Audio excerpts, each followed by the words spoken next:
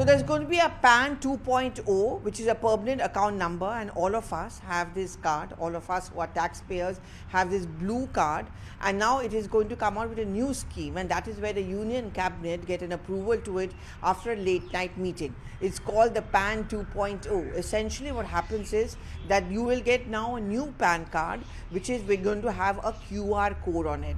The entire purpose is to be online, seamless, as well as paperless.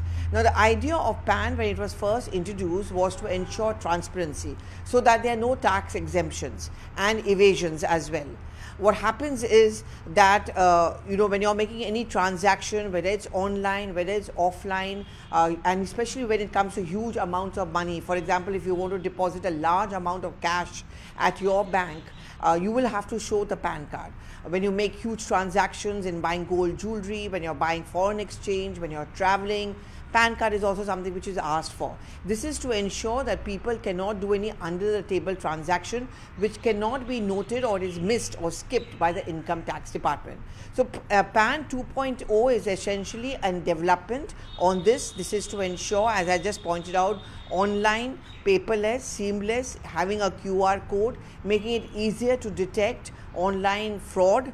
One of the main concern which the government sources and finance ministry sources told us is this whole fear of digital arrest, where there are threats issued to people through the digital space, and also online frauds. They feel that with a PAN card which cannot be fudged anymore because of a QR code, this kind of misuse of PAN card is also going to be eliminated.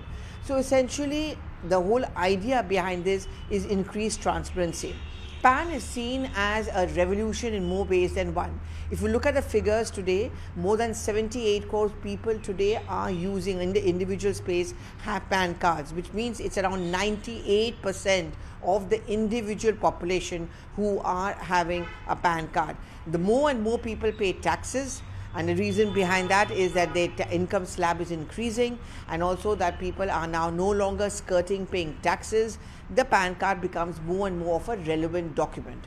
And with this QR code, as I just pointed out, the main purpose is to ensure that no online fraud takes place, transparency increases. There are lots of offshore transactions, there are online transactions which take place to make it more mechanical, but at the same time more systematic.